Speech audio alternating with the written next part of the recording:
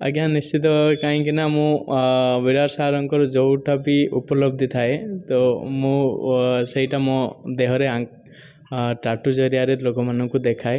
ତ ସେଥିଯୋଗା ସେ ଏବେ ଯେଉଁ T20 ୱାର୍ଲଡ଼ କପ୍ ଜିତିଲେ ସେଇ ମୁହୂର୍ତ୍ତର ଯେଉଁ ବିରାଟ ସାର୍ଙ୍କର ଟ୍ରଫି ଧରିବା ଫଟୋଟି ମୁଁ ମୋ ଦେହରେ ଆଙ୍କିଛି। କ୍ରିକେଟ୍ ମୁଁ ତ ପିଲାବେଳୁ ହିଁ ଦେଖେ।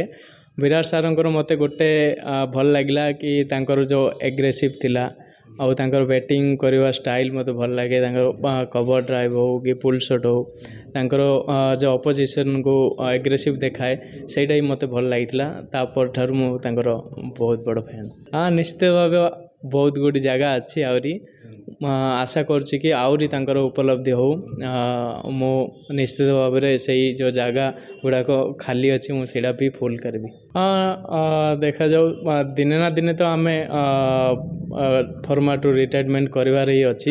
ତ T20ରେ ତାଙ୍କର ଯେଉଁ ଏବେ ରିଟାୟାରମେଣ୍ଟ ଥିଲା ମୁଁ ଭାବୁଛି କି ଗୋଟେ ଭଲ ଡିସିସନ୍ ଥିଲା। କାହିଁକିନା ସେ ଯାହା ବି କରିଥିଲେ ଇଣ୍ଡିଆ ପାଇଁ ଏବେ T20 ୱାର୍ଲଡ଼ କପ୍ରେ ଦେଖିଥିବେ କି ତାଙ୍କର ବ୍ୟାଟ୍ରୁ ରନ୍ ଆସିଲା ପରେ ହିଁ ଯାଇକି ଆମେ T20 ୱାର୍ଲଡ଼ କପ୍ ଜିତି ପାରିଥିଲେ।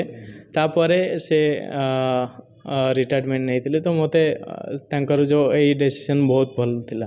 ଫାଷ୍ଟ କରନ୍ତି କି କାହିଁକି ଏତେ ସବୁ କରୁଛୁ, ଏତେ ପେନ୍ ସକାଶେ ବି ଯାଇକି ଟାଟୁ କରୁଛୁ। ତ ମୋର ଗୋଟେ ନିଶା ହେଇଯାଇଛି। ମୁଁ ନିଜେ ଡରେ କି କାହିଁକି ମୁଁ ଏତେ 8 ଘଣ୍ଟା ପେନ୍ ସହିକି ବି ଟାଟୁ କରିବି। ତାପରେ ଗୋଟେ ନିଶା ତ ଲାଗିଛି, ନାଇଁ ଗୋଟେ ପରେ ଗୋଟେ ଆସି କରିଦେଉଛି। ଟାଟୁ ଦ୍ୱାରା ମୁଁ ଯେବେ ବି ଦେଖେ ସେଇ ଟାଟୁ ଗୁଡ଼ାକ ତ ମୋତେ ତାଙ୍କର ଯେଉଁ ଖେଳିବା ସମୟର ଯେଉଁ ମୁହୂର୍ତ୍ତଟା ମୋତେ ମନେ ପଡ଼େ, ସେଥିଲାଗି ମୁଁ ଟାଟୁ ବନାଏ।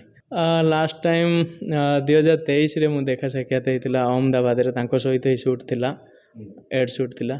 ତାପରଠାରୁ ମୁଁ ମିଶିନି। କରିଛି ବାକି ମୁଁ ଟିକେ ବିଜି ରହେ ତ ସେଥିଲାଗି ମୁଁ ମ୍ୟାଚ୍ ଦେଖିବାକୁ ଯାଇନି ବହୁତ ଦିନ ହେଲା। ଗୋଟେ ଥର ହେଇଥିଲା ବାକି କ'ଣ ଟିମ୍ ମିଟିଂ ଆସିଗଲା ସେଥିଲାଗି ମୁଁ ଆଉ ମିଟ୍ କରିପାରିଲିନି। ସେଇଟା ତ ମୋର ଗୋଟେ ଡ୍ରିମ୍ ଅଛି। ଦେଖାଯାଉ ଯଦି ସେମିତି କିଛି ଦିନ ଆସିବ ତ ମୋର ଲାଇଫ୍ରେ ମୁଁ ଯେଉଁଟା ଭାବିଛି ମାନେ ଯେ ମୁଁ ତ କେବେ ଭାବିନି କି ମୁଁ ତାଙ୍କ ଘରୁ ଯାଇ ବସିପାରିବି। ତ ସେଇଟା ମୋର ଗୋଟେ ଡ୍ରିମ୍ ଅଛି। ଆଉ ଭଗବାନ କରନ୍ତୁ କି ସେଇଟା ହଉ, ମୁଁ ଯାଇ ତାଙ୍କ ପାଖରେ ବସିବି।